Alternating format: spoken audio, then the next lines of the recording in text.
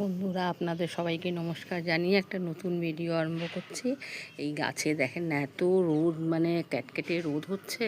রোদের মধ্যে কি করব, এই সব গাছগুলোকে এগুলো সব মার্চিং করে দিচ্ছি। গাছের পাতা পুতা, তারপরে যা হয় ডিমের এই যে ট্রেগুলো আছে সেইগুলো ভিজিয়ে এই সবগুলো দিয়ে একটু করে এই সব মার্চিং করে দিচ্ছি। আর তার মধ্যে একটুখানি চুন ভিজিয়েছিলাম, তারপরে সাপ দিয়ে এগুলো করে, সাপ টাপও আছে, এই যে সাপ টাপ, ডিমের খোসার এইগুলো ট্রেগুলো, ডিমের ট্রেগুলো নিয়ে এসে সব ভিজিয়ে গাছের মধ্যে সব মার্চিং করে দিচ্ছি।